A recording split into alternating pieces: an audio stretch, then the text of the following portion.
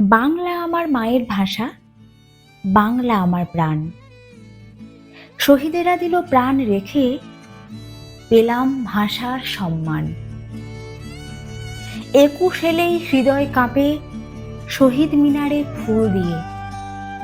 মনে পড়ে সালাম রফিক, বরকতের রক্ত দিয়ে।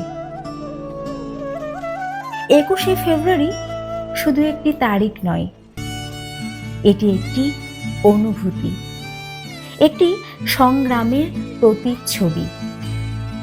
এই দিনটি বাঙালি জাতির আত্মপরিচয়ের, গর্বের এবং ভাষার অধিকার প্রতিষ্ঠার ইতিহাস বহন করে।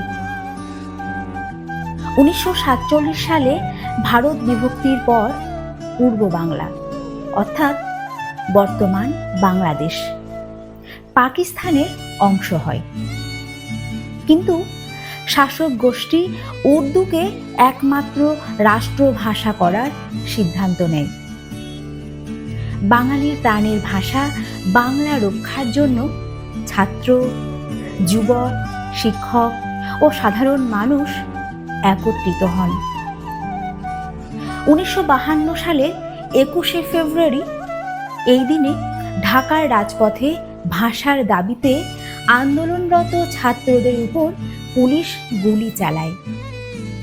শহীদ হন রফিক, সালাম, বরকত, জব্বার এবং আরও অনেকে।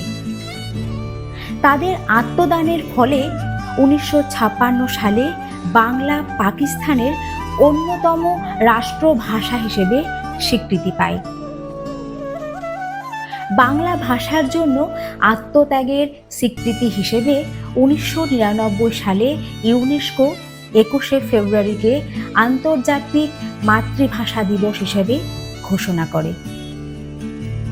এখন এটি বিশ্বব্যাপী মাতৃভাষার মর্যাদা রক্ষার দিন হিসেবে পালিত হয়।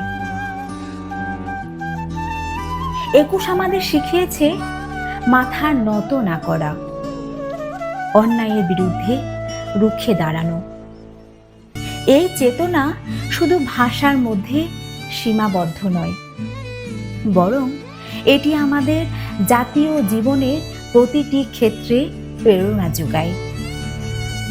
আমরা যেন সর্বদা ২১এর চেতনাকে ধারণ করি এবং বাংলা ভাষার গৌরব অক্ষুণ্ণ রাখি।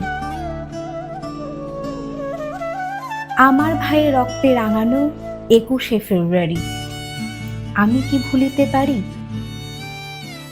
এই গানের সুরে ২১এর চেতনাকে স্মরণ করি, ভাষার প্রতি ভালোবাসা রেখে চলি। ধন্যবাদ সকলকে। দেখা হচ্ছে পরবর্তী ভিডিওতে। ভালো থাকুন, সুস্থ থাকুন।